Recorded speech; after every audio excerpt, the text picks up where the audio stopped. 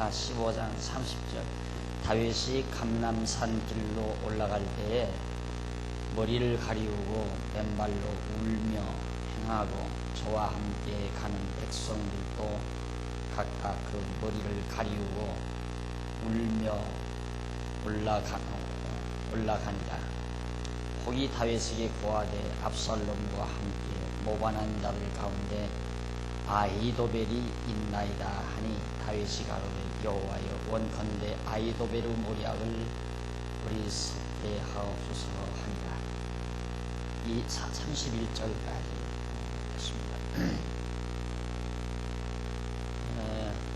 지금 다윗 왕의 순환에 대해서 공부하고 있는 중입니다. 아들 압살롬에게 쫓겨서 급기야 왕궁을 내어주고 타향으로 도망가야만 하는, 아들을 피해서 도망쳐야만 하는 이 비운의 역사가 다윗 왕 임기 내에 지금 일어나는 장면입니다.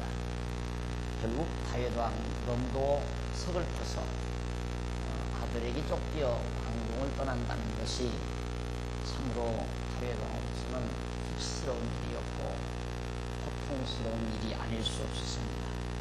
그래서 울면서 나가게 되죠. 이런 장면을 볼 때마다 하나님은 이런 날도 당신이 정한 자, 사랑하는 자에게 이런 날도 주시는구나 하는 사실을 다시 확인할 수 있죠.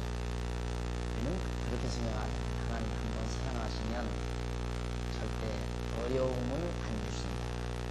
늘 통통한 길, 즐겁고 편안한 일만 주실 거라는 기대감의 소리를 살고, 그 기대감이 곧 우리의 신앙을 흔들어 놓는 요인이 됩니다.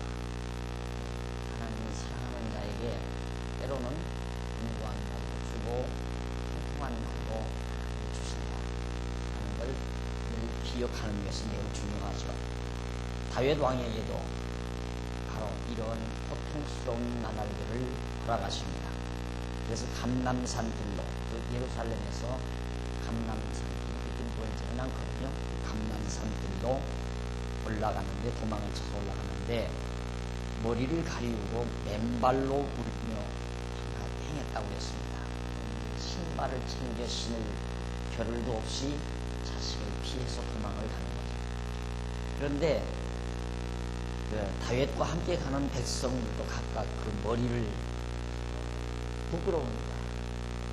머리를 가리우고 울면서 올라갔는데 어떤 사람이 다윗에게 이런 말을 합니다.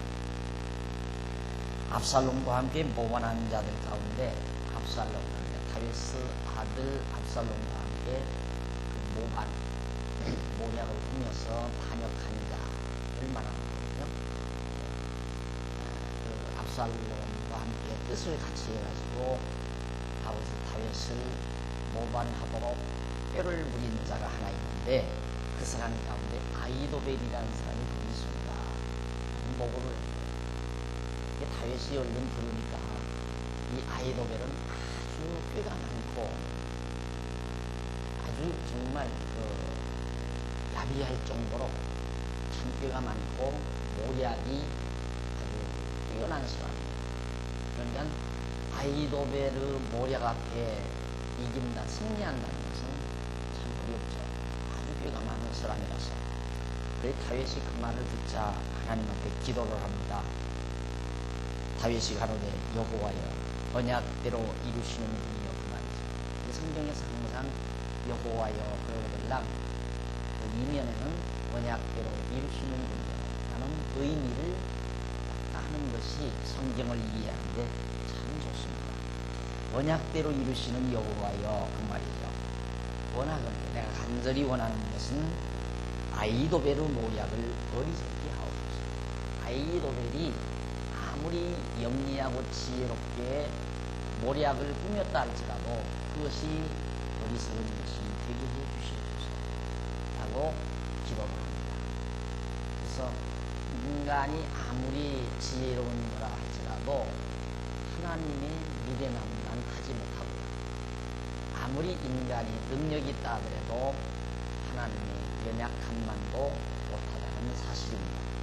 그러니까 인간이 아무리 지혜롭게 모략을 꾀를 부려놨다 할지라도 모략을 써서 모의를 해놨다 할지라도 하나님이 그것을 아주 미련하게 만드실 수 있죠. 뭐 요셉도 그런 말을 했잖아요.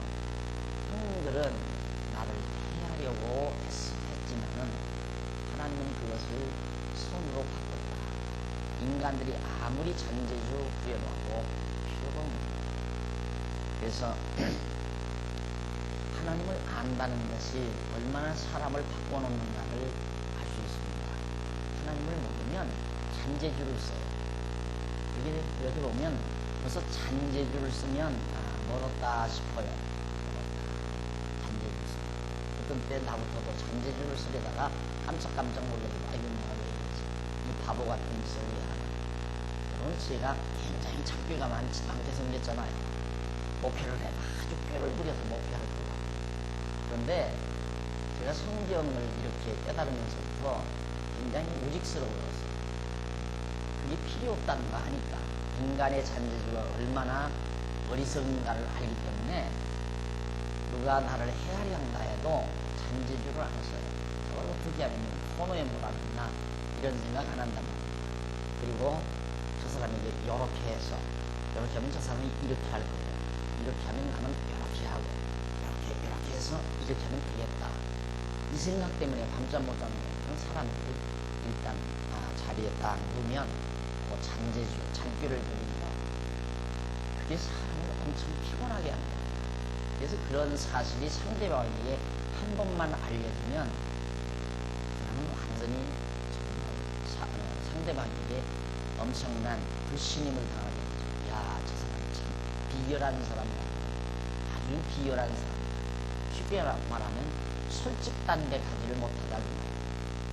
벌써 몇 단계를 구성해 놓고 있으니까 이렇게 하면 저 사람이 이렇게 나올 거다. 그러면 이렇게 나오면 나는 이렇게 대처하고 이렇게 대처한 다음에 저 사람이 이렇게 나오면 나는 이렇게 한다. 몇 단계의 일을 구성해 놓고 일을 처리해 나가는 아주 잔재주 많고 잔꾀 많은 비열한 사람이죠.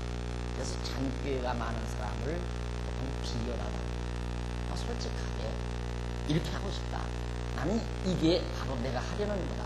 딱 얘기를 해버리면 아주 서로가 간단하다. 서로가. 더구나 교회 안에서는 더더욱 그렇습니다. 교회라고 하는 것은 인과관계가 매우 중요하거든요. 인간과 인간관계가 매우 중요하단 말이에요. 그런데 이 비열한 사람하고는 인과관계가 될 수가 없어요. 아, 저 사람 참 비열하다 이러면 멀어지잖아요. 가까이 헤어지질 않아요. 왜 그러냐면 저 사람이 나를 속이려 드는 거니까. 잔꾀를 쓰려고 하는 건 상대방이 나를 속이려 듭니다. 그러니까 그거에 가까이 하고 싶은 사람이 여기 있어요. 그래서 교회를 세우는 주님의 몸된 성전을 세우는 교회 안에서의 인과관계는 솔직하고 담백할수록 좋습니다. 잔꾀 쓰지 말고 머리 굴리지 말고 머리 굴리기로는 누구 못 따라가겠어요. 머리 굴려서 되는 일이 없어요. 머리 굴려서 되지 않는 그냥 믿고 하나님이 내가 아무리 나를 헤아려 해도 하나님이 나를 유익하게 하십니다. 얼마든지 유익하게 하신다. 이 하나 확 믿어져 버리면 사람이 솔직 담백해져 버려요. 그래서 비열하게 되지 않아요. 그래서 사람이 비열하지 않아야 솔직 담백해야 눈도 똑바로 떠요. 사람을 눈을 딱 바르게 떠서 상대방을 바라보고 이야기할 수 있고 그런데 약간 비열한 사람은 자꾸 눈을 굴려요. 눈치 보느라 상대방 눈치 보느라 그걸 보면 아, 이 사람이 잔꾀를 쓰고 있다 하는 거 알 수 있죠. 참 괴로워요. 보면 왜 저걸 딱 터놓고 좀 하나님의 집을 지어나가야 하는데 무엇 때문에 저럴까? 뭘 저렇게 잔꾀를 쓰려고 그럴까? 사람들 눈치 슬슬슬 다 괴로워요. 그건 정말 피곤하죠. 괴롭다기보다 정말 피곤한 인간입니다. 이 아이도벨이라는 사람이 그런 아주 계략가예요. 계략가. 하나님이여 여호와여 원컨대 아이도벨의 모략을 어리석게 하옵소서 라고 한마디 하나님한테 기도를, 여호와 하나님한테 기도를 합니다. 그 기도는 들어지죠. 네. 사실 지금 압살롬이 아버지를 치고 들어온 것도 이 아히도벨의 모략이고, 아히도벨이 압살롬을 분명을 시켜가지고 왕권을 빼앗고 자기가 실상 압살롬을 통해서 자기가 실권을 주고 나라를 통치하고 공자를 누리려는 그런 기략을 가지고 그런 행세를 한다. 그게 아니고 역적이 됩니다. 그러니까 이런 계략가들은 잘못하면 자기의 계획대로 이게 올라서버리면 쉽게 배신하지 않지만, 왜 이용을 하려니까 배신을 안 하는데, 자기의 계략대로 올라서지 못했을 때는 불어버려요. 요즘 정치도 보십시오. 요즘 정치도 보면 그런 일을 어떻게 불어요? 그렇게 다 말을 해가지고 입 맞춰서 지금 정치를 했는데, 죽기 살기하고 한번 했는데, 그래서 권좌를 누리려고 했는데 불리하게 되니까 다 불어나옵니다. 불리하게 되니까 사실이 다 불려나오니까 온통 정치가 수라장이 난리가 나고 본능이 다 드러나고, 정말 다윗이 쫓겨갈 만한 점, 지금 눈물을 흘리면서 아들 압살롬에게 쫓겨갈 만한 여호와 하나님 말을 거지라고 저 아히도벨의 기략을 하나님이여 어리석게 하옵소서, 이 한마디 기도를 하면서 아들에게 쫓겨가는 다윗의 모습은 가장 약자가지만 가장 강자가 아니냐 말입니다. 왜 가장 강자? 망하게 하면 망하리다. 하나님이여 나를 천하게 만드시면 천한 자리에 있습니다. 여호와 하나님 의지하고 잔머리 울지 말고 그냥 변명하려.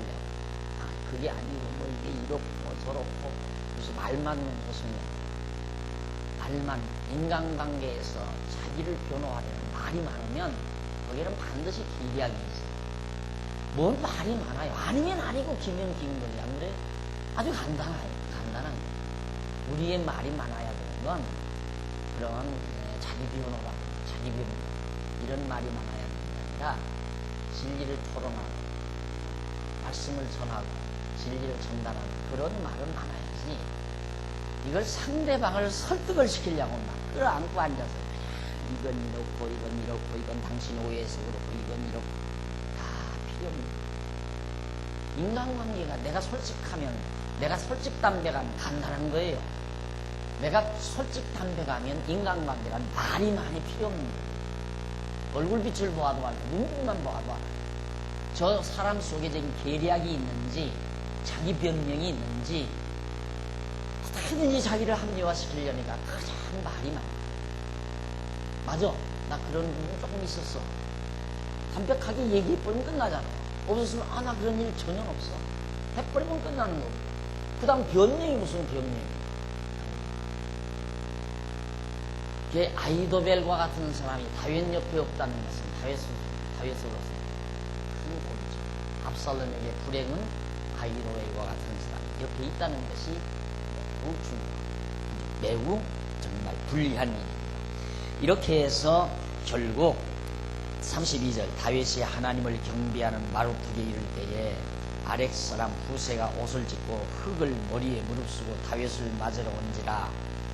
여기 이제 경배하는 마루턱, 하나님을 경배하는 마루턱에 이를 때에 아렉 사람 후세라는 사람이 이제 자기를 뉘우치고 반성하는 의미에서 옷을 찢고 흙을 머리에 무릅쓰고 다윗을 맞으러 옵니다.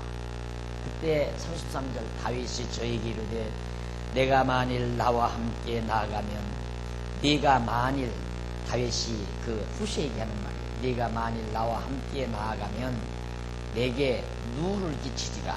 그러나 네가 만일 성으로 들어가서 압살롬에게 말하기를 왕이여 내가 왕의 종이니이다. 이 왕에는 왕의 부친의 종이었더니 내가 이제는 왕의 종이니이다 하면 네가 나를 위하여 아히도벨의 모략을 피하게 하라. 하나님의 딱 다윗이 하나님께 아히도벨의 모략을 어리석게 하고 기도를 했는데, 바로 그렇게 어리석게 할 수 있는 계층이 바로 나타났다. 후세라는 사람이 다윗에게 나타납니다. 왜냐하면 후세는 다윗의 반역자이다. 다윗을 반역하던 사람입니다. 그런데 후세가 다윗이 이제 도망치는 것을 보고 자기가 머리에 무릎 쓰고 자복하는 것처럼 하고 와서 다윗과 함께 간다 그러니까 다윗이 후세에게 하는 말이 얼마나 영리한가. 지혜를 주지 않았어요. 다윗이 하는 말이 너 날 따라가면 네가 나에게 불리하게 한다. 네가 날 따라가지 말고 정말 네가 나를 위한다면 너는 압살롬에게 가서 사실대로 말해라. 이렇게 말해라. 내가 과거에는 아버지의 종이었지만 당신 아버지 다윗의 종이었지만 이제부터는 내가 당신의 종이 되겠다 하고 가서 압살롬에게 가서 충성을 하라 그 말이에요. 그렇게 하면 네가 나에게 유익을 끼칠 날이 있다. 그러면서 후세를 보내는 겁니다. 압살롬에게. 그러니까 결국 후세가 다윗 왕의 말을 듣고 이제 압살롬에게, 아들 압살롬에게 가는 겁니다. 가서 내가 이제 왕의 종이 하면 네가 나를 위하여 아히도벨의 모략을 피하게 하리라. 35절. 사독과 아비야달 두 제사장이 너와 함께 거기 있지 아니하냐. 사독과 아비야달은 언약궤를 지키기 위해서 예루살렘에 그냥 머물러 있었거든요. 그 두 제사장이 거기 있으니까 사독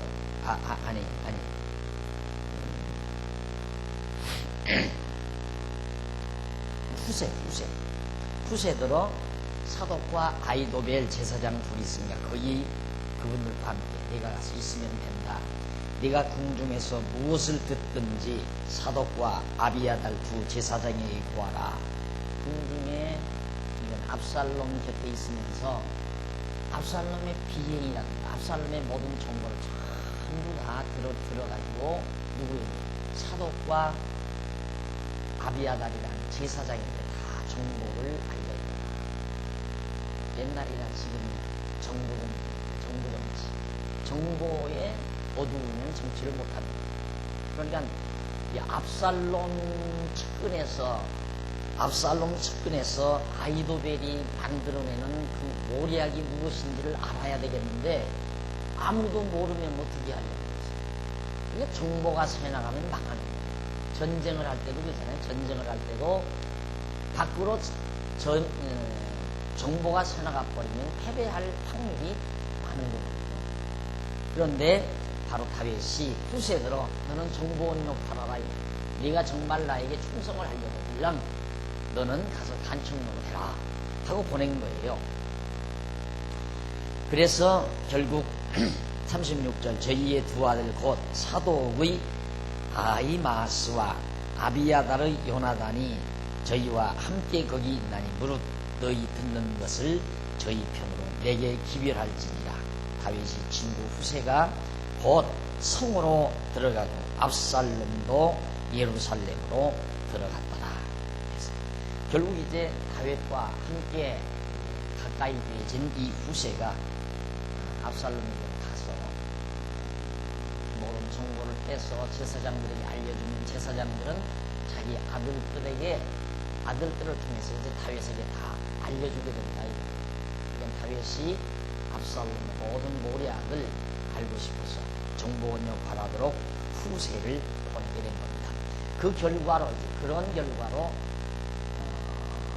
아비야달의 아히도벨 압살롬을 따르는 아히도벨의 계략이 모략이 다 어리석게 되어지게 됩니다. 이제 앞으로 공부하게 되면 그런 결과가 나왔는데 16장 1절로 4절 넘어가 보면 21페이지 다윗 왕이 무비보셋의 사환의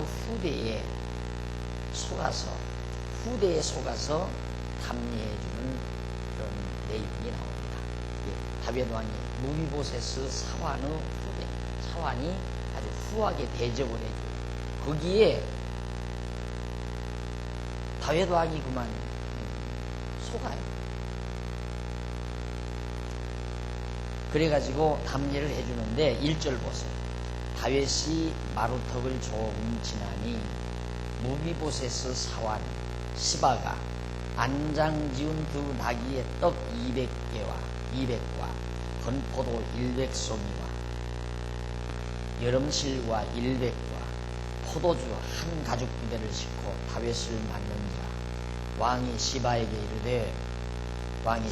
이르되 네가 무슨 뜻으로 이것을 가져왔느뇨.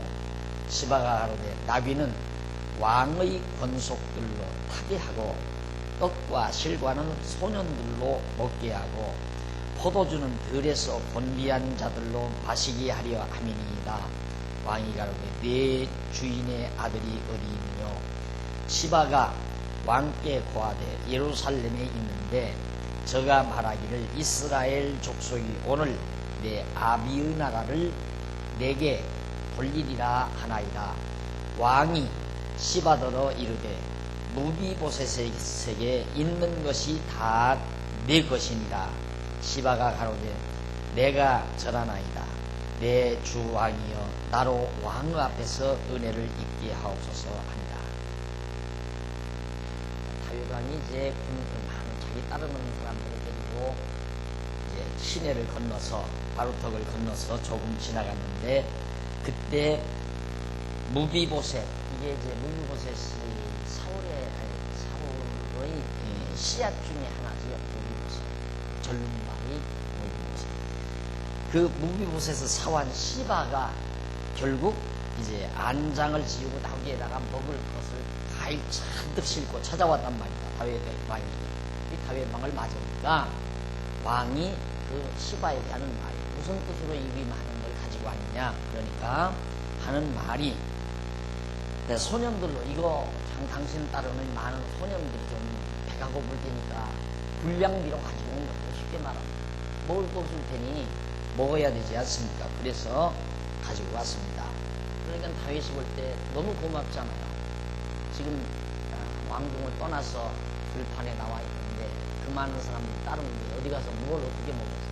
근데 먹을 걸 가져오니까 너무 고마워서 하는 말이 내 주인의 아들이 어디 있느냐. 여기서 내 주인의 아들이라는 말은 사울, 내 주인은 사울이죠. 사울의 아들 바로 무비보셋입니다. 그 무비보셋이 지금 어디 있느냐.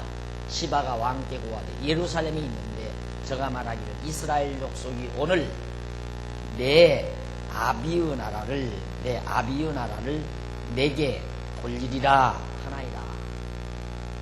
아비의 나라라는 말은 거기 이제 누굽니까?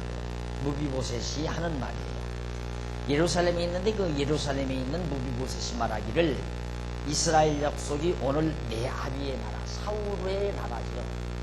그러니까 사울의 자기 아버지가 나라를 다스린 그 이스라엘 나라를 다 자기에게 돌리려고 한다. 그러니까 무비보셋이 다시 이제 꿈이 생긴 거예요. 꿈이죠. 그러니까 다윗 왕이 쫓겨났으니까 이제는 자기가 사울 왕의 왕통을 이어서 왕위에 오를 거 아니냐, 이런 생각을 하고 있다는 얘기예요. 그러니까 왕이 시바더러 이르되 무비보셋에게 있는 것이 다 네 것이야. 무비보셋의 재산이 다 네 것 됐지 않느냐. 다 네 것이니라. 시바가 가로되 내가 절하나이다. 내 주 왕이여 나로 왕 앞에서 은혜를 입게 하옵소서. 결국 이 사환은, 그러니까 이 사환 시바는 군대들에게, 다윗을 따르는 군대들에게 먹을 것을 가져다 준 목적이 있어요. 그 목적은 뭐냐면 지금 무비보셋 자기가 자기 주인의 아들 무비보셋의 말을 들으니까 이제는 자기가 권좌에 오르게 됐다. 그럼 권좌에 오르면 이 사환이 가지고 있었던, 시바가 가지고 있었던 모든 재산 다 뺏기죠.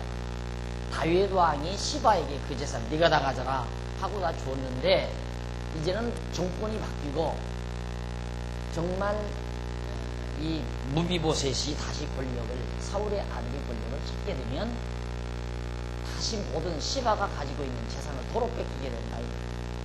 그러니까 다윗 왕에게 와서 이제 하소연하기 위해서 이어지된 일입니다. 그런데 다윗이 하는 말이 다 내 거다. 걱정하지 말라. 네 재산 그거 다 내가 너에게 준 거, 내 주인의 아들의 재산이 다 내 거야. 걱정하지 말라. 너 절을 하고, 그 다음 왕후 앞에서 은혜를 입게 해달라고 간청하는 내용이 바로 지금 4절까지 나와요. 그래서 바로 넉넉 아주 후한 대접을 받고서 다윗이 속아가지고 감례를 해주는 그런 내용이 4절까지 나옵니다. 그래서 언제나 이 이유 없는 후한 건 없어요. 이유 대부분 갑자기 생각지 않은 후한 어떤 손길에는 늘 깊이 생각해 봐야 할 필요가 있어요. 거기에 이제 다 그러잖아요. 미련해서 가는 거야. 갑자기 기업인들이 돈보따리 싸다고 그러니까 넙죽 받아먹었다가 다 쇼그랑 차고 들어가는 거야. 또 주지도 않는데 찾아가서 달라고 했다가 쇼그랑 차고 넌 절대 비밀이다. 너 말하지 말아라. 그랬는데 죽여드리면 다 부럽습니다. 네. 다윗 정말 다윗이 오직 여호와 하나님만 의지하고 여호와 하나님 자기 왕권을 의지하고서 지금 도망쳐 나가는데 여기서도 지금 속지 않아요. 다윗이 속아 넘어가는데도 이런 모두들이 다 하나님의 정하신 뜻에 따라서 유익한 것들로 전향이 되는 사실이 나타나게 됩니다. 자, 거기 한번 넘어가서 5절로 8절에 보면 16장 5절 8절에 보면 사울의 족속 시므이가 다윗 왕을 저주하고 조롱을 합니다.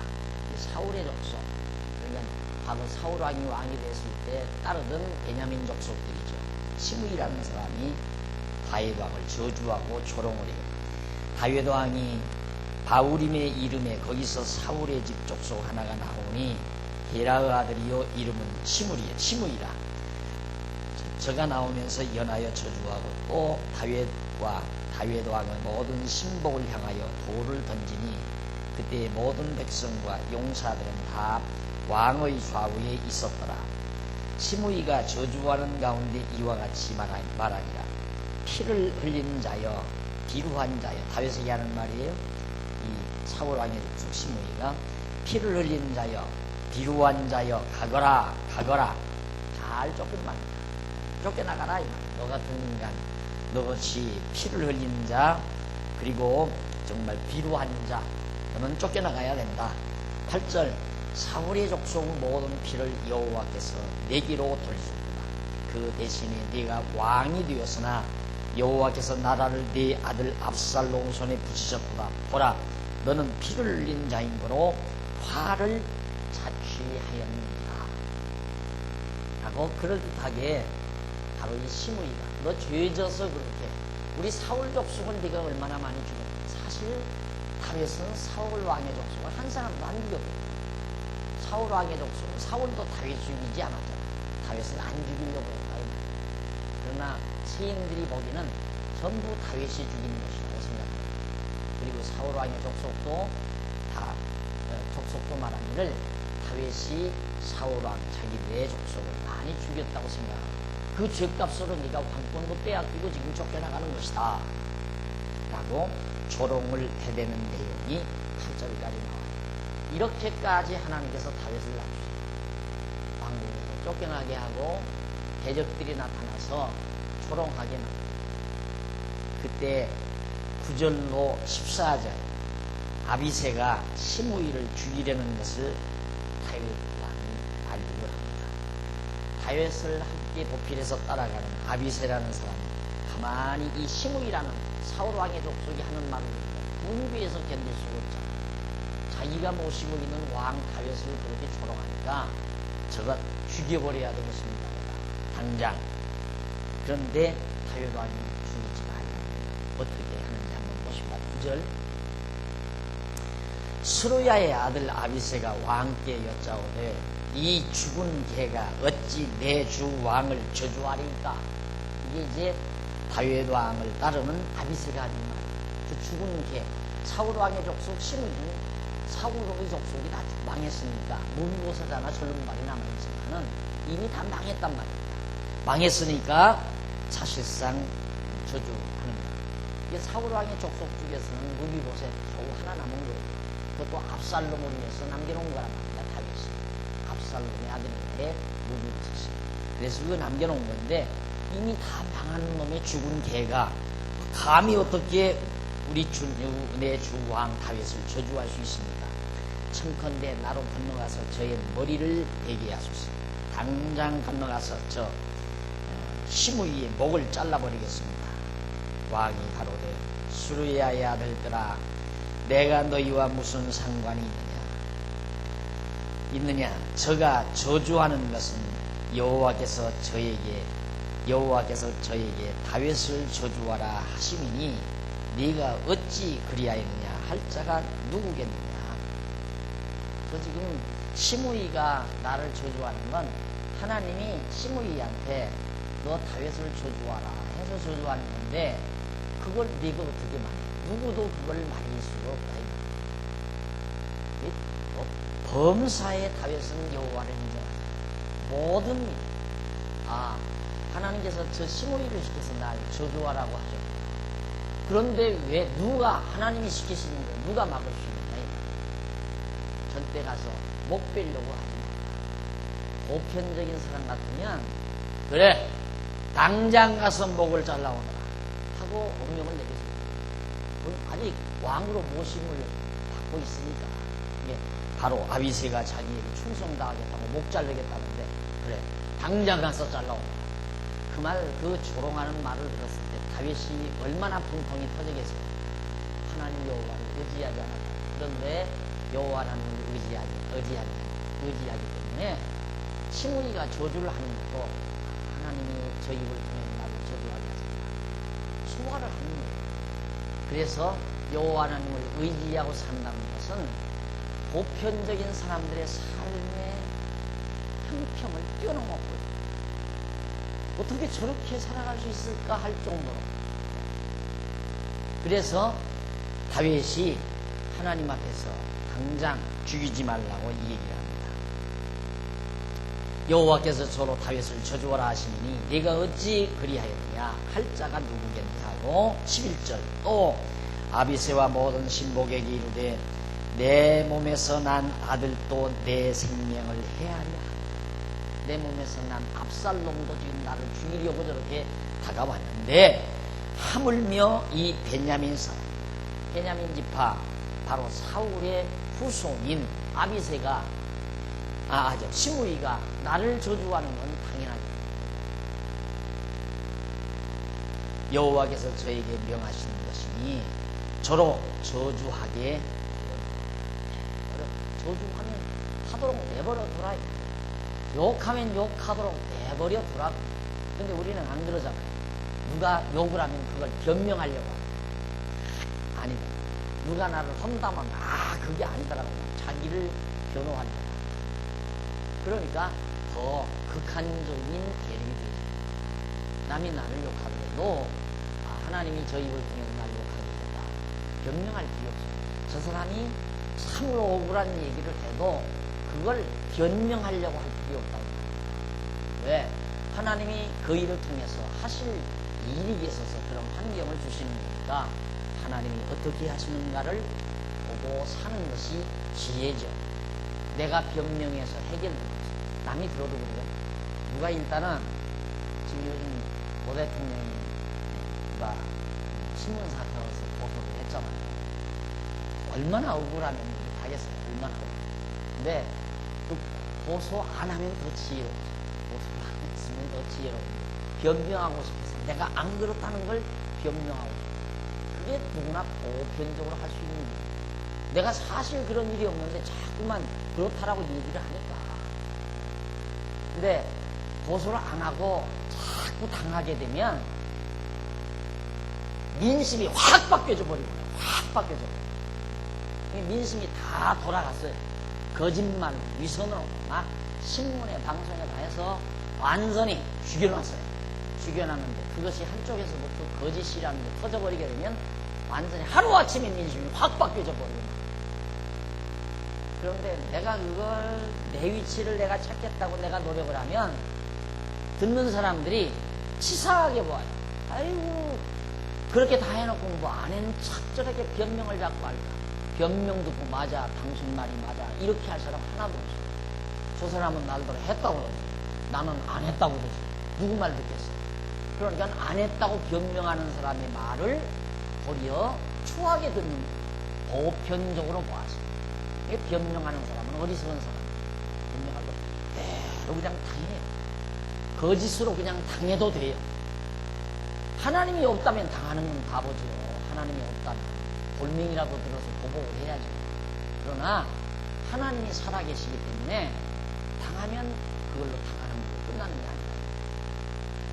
다윗이 계속 사울왕 때도 당했잖아요. 그래서 올라서요.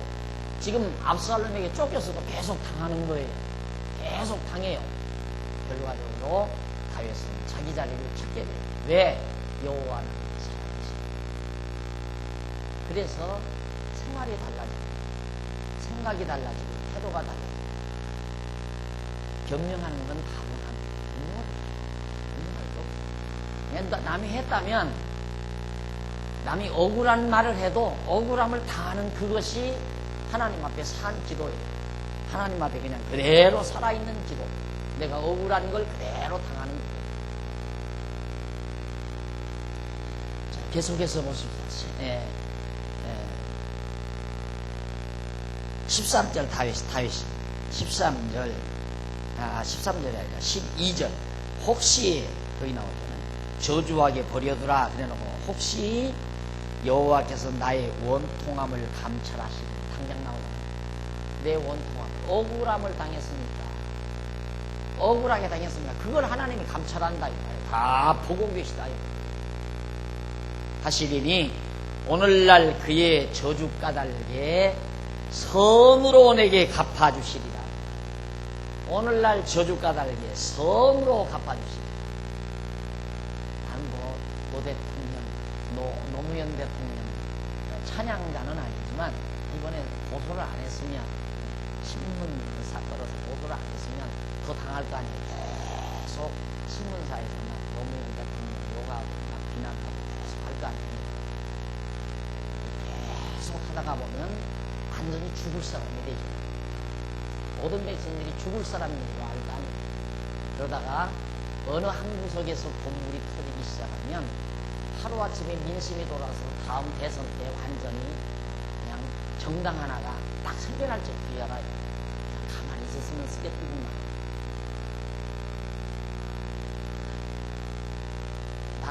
나를 정책 보조관으로 앉혀놨으니까 가만히 있으라고 그러는데 비참해지네. 그랬다고 또 나와서 대통령이 무슨 고발이냐 하고 또 대통령 욕질을 하고 막 난리 치잖아요.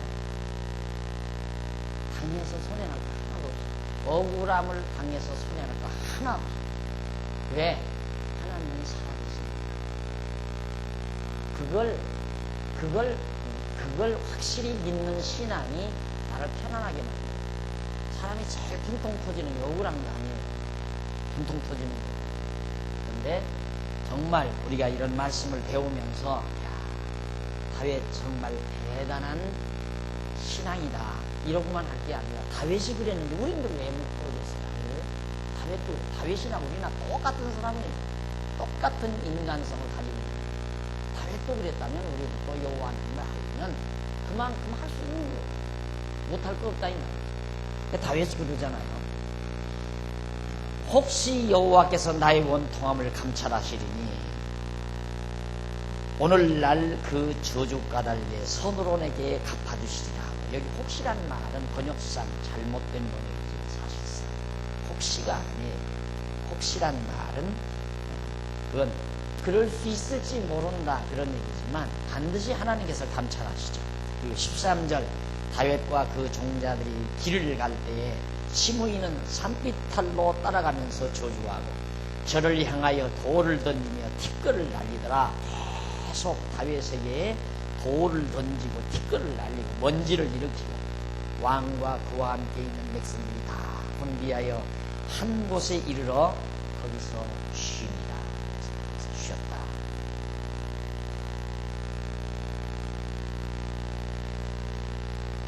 그 다음 이제 넘어가서 25페이지, 2025페이지. 거기 조금 읽고 하십시다. 2024페이지 밑에서부터 8째 줄 줄바꿈 보시면 이상과 같이 다윗 왕은 반역자 압살롬에 의하여 예루살렘 성에서 쫓겨나 온갖 순환을 당하였다. 이는 여호와께서 범죄한 다윗에게 선지자 나단을 통하여 다윗의 집에 내리실 징계에 대하여 예고로 언약하신 말씀을 이루어 가시는 섭리 과정이다. 여호와께서는 반역자에 의한 온갖 순환을 당하는 중에도 다윗 왕을 보호하여 주시는 섭리를 하십니다. 그러므로 여호와께서 언약에 의하여 왕의 기름 부어 이스라엘 왕으로 세우신 다윗 왕은 어떠한 순환이 닥쳐온다 할지라도 절망하거나 쓰러지지 않는 것이다. 그것은 여호와께서 스스로의 이름을 위하여 다윗 왕을 보호하여 주시기 때문이다. 따라서 언약 자손은 절대로 아주 망하거나 쓰러지지 않는다. 다윗 왕의 순환은 예수 그리스도께서 당하실 순환에 대한 예표로서의 모형과 그림자로서 우리에게 계시된다는 뜻이 기록이 되어 있습니다. 그렇죠? 하나님께서 나단 선지자를 통해서 언약하신 그대로 지금 다윗 왕에게 이루어집니다. 그러면 다윗 왕이 오직 여호와 하나님만을 의지하게 되는 건 여호와께서 나단 선지자를 통해서 말씀하신 대로 자기 생활 속에 이루어지니까 이건 여호와께서 하시는 일이다. 아까 시므이가 와서 저주하는 것도 여호와께서 시므이를 통해서 저주하게 하는 걸 내가 가서 목자른다고 그게 해결이 되겠느냐? 가만히 놔두라. 그러면 권고한 일을 당하면서도 다윗은 철저히 언약대로 있을 여호와 하나님에 대한 화기를 하고 있는 거예요. 약속대로 자기가 그렇게 정말 저주를 당하고 여러 가지 모욕을 당하고 있으니까 정말 여호와 하나님이 살아계시다. 그래서 여호와를 의지하는 다윗의 신앙 모습을 거기서 살펴볼 수가 있습니다. 자, 그 다음 넘어가서 압살롬의 도전에 대한 내용입니다. 압살롬은 16장 15절로부터 17장 26절까지 다윗 왕의 아들 압살롬이 이제는 전쟁터로 나와 도망친 다윗을 찾아 죽이기 위해서 자기 아버지를 죽이기 위해서 그래 안심하니까 다윗이 죽어야 압살롬이 안심할 거야. 죽지 않으면 언제 다윗이 또 군대들을 동원해가지고 예루살렘으로 쳐들어올지를 모르니까 압살롬이 저 아버지를 죽이기 위해서 도전합니다. 16장 15절로 19절 예루살렘에 입성한 압살롬에게 후세가 충성을 맹세하는 내용입니다. 15절 압살롬과 모든 이스라엘 백성들이 예루살렘에 이르고 아이도벨도 저와 함께 이른지라. 아이도벨도 저와 함께 이른지라. 아이도벨이 기리앗가라고 했죠. 그 다음 16절 다윗의 친구 아렉 사람 후세가 압살롬에게 나올 때 다윗이 보낸 후세가 갔어요. 제게 말하기를 왕이여 만세하니 압살롬이 후세에게 이르되 이것이 네가 친구를 후대하는 것이냐? 네가 어찌하여 네 친구와 함께 가지 아니하느냐? 후세가 압살롬에게 이르되 그렇지 아니하니이다. 내가 여호와와 모든 이스라엘의 백성 모든 이스라엘을 택한 자에게 속하여 그와 함께 거할 것이니이다. 또 내가 이제 누구를 섬기리까? 그 아들이 아니니이다. 내가 전에 왕의 아버지를 섬긴 것 같이 왕을 섬긴다. 다윗이 가서 하나님 대로 후세가 가서 압살롬에게 간 거예요. 이게 압살롬이 가만히 보니까 갑자기 후세가 와서 자기에게 충성하겠다 하니까 당신 어떻게 다윗 따라가지 않고 여기 왔느냐 하고 묻는 거예요. 내가 백성들을 갖고 어디를 갔겠습니까? 이스라엘 백성이 모두 지금 압살롬 당신을 따르는데 나도 당신에게 충성하겠습니다. 그렇게 해서 이제 후세가 압살롬 곁에 있게 됩니다. 이 거짓으로 하는 거죠. 그 다음 16장 20절로 23절에 보면 넘어가서 26페이지에 압살롬이 아이도벨의 모략대로 부친의 후궁들을 취합니다. 자, 압살롬이 아이도벨에게 이르되 너는 어떻게 행할 모략을 우리에게 가르치라. 정책 자문위원 위원장이에요. 후세가 그런 거죠. 아이도벨이. 그러니까 압살롬이 자 이제 내가 어떻게 했으면 좋겠냐 하고 아이도벨에게 물으니까 아이도벨이 압살롬에게 이르되 왕의 아버지가 머물러 두어 궁을 지키기 위한 후궁들로 더불어 동침하소서. 그리하면 왕께서 왕의 부친에 미워하는 바 됨을 온 이스라엘이 들으리니 왕과 함께 있는 모든 백성의 힘이 더욱 강하여지리라. 얼마나 계략갑니까? 지금 왕이 후궁들을 예루살렘에 두고 갔거든요. 두고 갔는데 이 아이도벨이 하는 말이, 자, 이제 압살롬이 아이도벨이 묻으라. 어떻게 이제 내가 행해야 백성들이 응집이 돼서 날 잘 따르겠느냐 이 말이죠.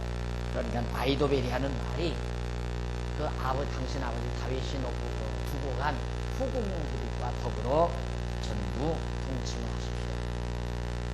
이렇게 동침을 하면, 그러면 모든 백성들이 생각하기를, 이제는 압살롬은 다윗에게 미움이 됐구나 그 말이에요. 왜냐하면 왕께서 왕의 부친에 미워하는 바 됨을 온 이스라엘이 들을 겁니다. 다윗이 압살롬을 미워하는 모든 사람이, 백성들이 알 겁니다. 이게 심리적. 이 사람은 미움받는 사람 힘이 쓰는 거예요. 이 사람들이 그걸 몰라요. 아까도 그랬잖아요. 억울함을 당하면, 모욕당하면 당하라 이 말이죠. 그러나 거기에서는 사람들이 보편적으로 자잘못을 따지는 게 아니에요. 너무 사람을 죽여놓으면 그 사람 편에 다 마음이 기울어져요. 그러니까 이 아이도벨이 지금 그걸 이용하는 거예요. 당신 아버지 후궁들을 전부 다 동침을 하면 다윗 왕이 당신을 미워하는 말까요? 그럼 미움받는 당신이 치근해서 백성들은 당신을 중심으로 힘을 모을 거다. 이렇게 아이도벨이 정말 계략을 일러줍니다. 자, 그렇게 하라고 그러니까 22절 이에 사람들이 압살롬을 위하여 지붕에 장막을 치니 압살롬이 온 이스라엘 무리의 눈앞에서 그 부친의 후궁들로 더불어 동침하니라. 대낮 옥상에다가 지붕 위에다가 장막을 쳐놓고, 그때 아이도벨을 베푸는 모략은 하나님께 물어받은 말씀과 일반이라. 저의 모든 모략은 다윗에게나 압살롬에게나 이와 같았더라. 그러니까 그때 아이도벨을 베푸는 모략은 하나님께 물어받은 말씀과 일반이다. 결국 하나님께서 다윗이 이제 우리야의 아내를 취했잖아요. 바세바의 남편 우리야를 죽이고 바세바를 취했잖아요. 그때 나단 선지를 통해서 내 집안에 그런 추한 일이 있을 것을 나단 선지자를 통해서 예언한 바가 있거든요.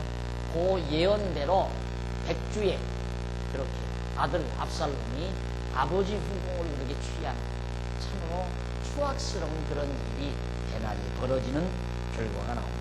그래서 그게 하나님께서 물어받은 거예요. 그러니까 이 압살롬의 아이도벨의 모략도 하나님께 받은 거라. 하나님께서 그렇게 아이도벨에게 그런 계략을 베풀도록 해서 하나님의 언약이, 선지자의 예언이 이루어지도록 승리하는 것이다. 그래서 다윗에게나 압살롬에게나 다 이와 같이 하나님이 선지자를 통해서 예언한 대로 그대로 모든 만사가 이루어지게 되어 있다. 그 말이에요.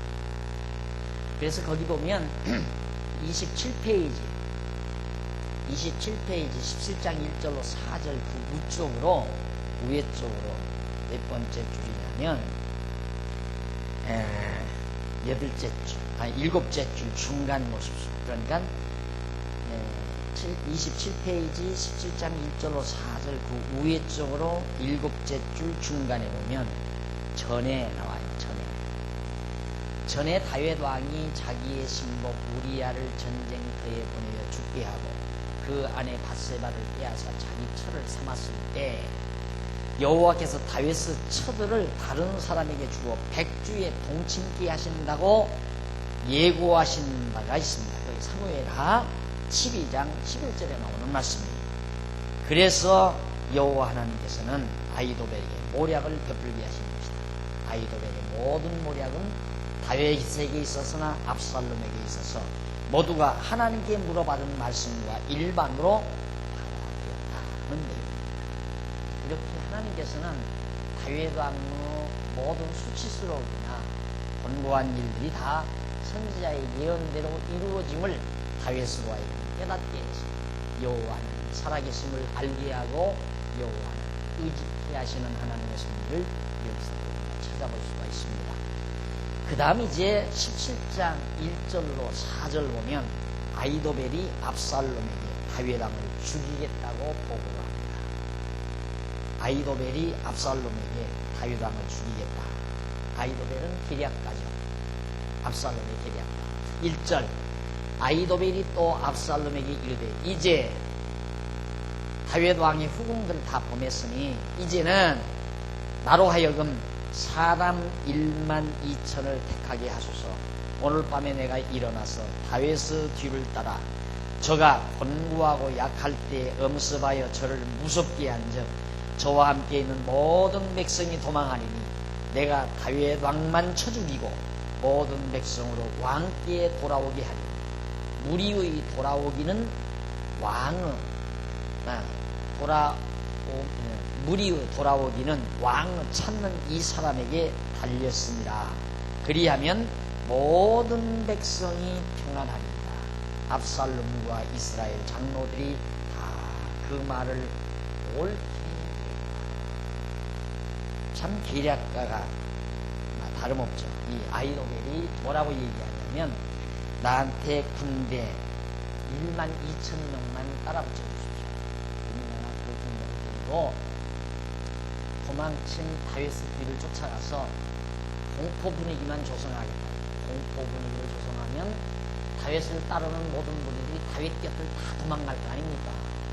그럼 백성들은 하나도 안 죽이고 다윗 홀로 남았을 때 그냥 가서 확 감아잡아 다윗만 하나 죽이면 백성들의 마음이 이제 어디로 모일 곳이 없으니까 다윗이 살아있으면 자꾸 다윗 쪽으로 마음이 돌아가지만 다윗이 죽어버리면 모든 백성들의 마음은 압살롬 당신에게로 모여들 겁니다. 그러면 이 나라가 참 평안해질 거 아닙니까? 이게 가만히 듣고 보니까 그렇다고 말입니다. 그래서 그 당시에 모든 이스라엘 장로들, 압살롬도 물론이지만 모든 장로들 다 그 말을 맞습니다. 그러면 되겠습니다 하고 그렇게 얘기했다고. 이게 이루어지겠어요? 안 이루어져요. 다윗은 죽을 사람이 아니잖아요. 그런데 계략을 들으면 될 것 같거든요. 1만 2천 명 거느리고 한 사람 다윗 못 죽여요. 다 도망치게 한 다음 가서 1만 2천 명이 둘러싸고 다윗 주변을 둘러싸고 공포 분위기를 조성하면 백성들이 다 살기 위해서 도망갈 거 아니에요. 그러면 다윗 하나만 죽여버리면 나라는 대단히 깨끗해집니다. 그렇게 틀림없이 될 일도 안 된다. 왜? 하나님의 뜻이 아닙니다. 5절 압살롬이 이르되 아렉 사람 후세도 부르라. 우리가 저의 말도 듣자 하니라. 후세가 압살롬에게 이르매 압살롬이 저에게 말하여 가로되 아이도벨이 여차여차히 말하니 우리가 그 말대로 행하랴. 그렇지 않거든 너는 말하라. 후세가 압살롬에게 이르되 이때에는 아이도벨의 베푼 모략이 선치 아니합니다. 후세가 다윗이 따르려고 했던 후세를 보냈잖아요. 다윗의 친구 후세, 자기를 따르려는 후세를 보냈단 말이에요. 압살롬에게. 그런데 압살롬이 아이도벨의 말만 딱 듣고 그 일을 실천하기가 그렇다 이 말입니다. 그러니까 결국 내가 후세 말도 좀 한번 들어봐야 되겠다. 압살롬이 그랬어요. 후세를 데려오니까 후세한테 여차여차히 지금 아이도벨이 이렇게 해서 다윗을 죽이자고 그런다. 내 의견은 어떠냐라고 물으니까 7절 후세가 압살롬에게 이때에는 아이도벨의 베푼 모략이 서치 못합니다. 좋지 않습니다. 또 말하되 왕도 하시거니와 왕의 부친과 그 종자들은 용사입니다. 싸움에 능한 자라 이 말이에요. 다윗이 얼마나 돌멩이 하나 가지고도 골리앗 이 말을 명중시킨 아주 명장수인데 얼마나 싸움을 잘하고 정말 사격을 잘하는지 아십니까? 저희는 들에 있는 고음이 새끼를 빼앗긴 것 같이 격분하였고 왕에 붙이는 병법에 익은 사람인즉 백성과 함께 자지 아니하고 이제 어느 굴에나 어느 곳에 숨어 있으리니 혹 무리 중에 몇이 먼저 엎드러지는 그 소문을 듣는 자가 말하기를 압살롬을 쫓는 자 가운데 패함을 당하였다 할지라. 이 후세의 말이 더 대단한 거예요. 후세가. 내가 볼 때는 그 아이돔의 말이 좋지 않습니다. 왜냐하면 당신 아버지 다윗과 그에 따르는 군대들은, 장수들은 아주 명장인데 다윗이 절대 그 무리 속에 없습니다. 다윗은 아주 정말 지혜롭고 명장이기 때문에 어느 굴 속에 따로 들어가 숨어 있습니다. 그러다가 만약에 이쪽 군대가 가서 몇을 죽였다 하십시다.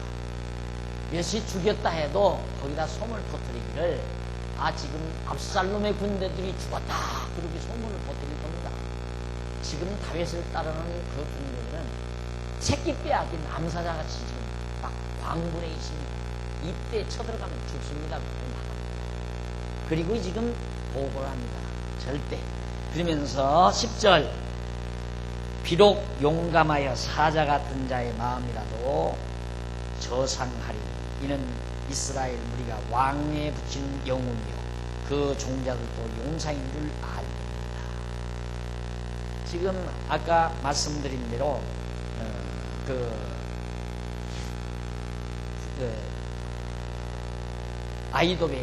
아이도벨이 자기가 가서 군사 1만 2천만 데리고 가서 치겠습니다 했지만 그 사람들은 병법도 없고 전쟁에 능하지도 않기 때문에 다윗이나 그 군장들, 명장들의 소문만 들어도 다 싸우지 않고 다 도망가 버릴 겁니다. 이런 뜻이에요. 붙이는 영웅이요 그 종자들은 용사인 줄 압니다. 11절, 나의 모략은 이러하니이다. 그러면서 후세가 자기 모략을 베풀어요.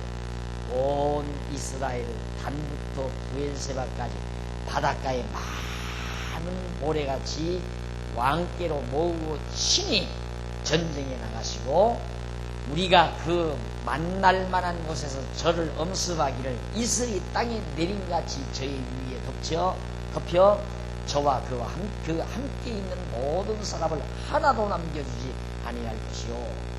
또 만일 저가 어느 성에 들었으면 온 이스라엘이 줄을 가져다가 그 성을 강으로 끌어들여서 그곳에 한 작은 돌도 보이지 않게 할 것입니다. 하며 압살롬과 온 이스라엘 사람들이 이르되 아렉 사람 후세의 모략은 아이도베르 모략보다 낫다 하니 이는 여호와께서 압살롬에게 화를 내리려 하사 아이도베르 좋은 모략을 파하기로 작정하셨습니다.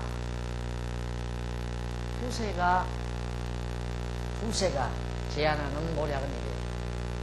전 이스라엘 백성 땅끝에서 땅끝까지 모든 군대들을 다 소집하십시다.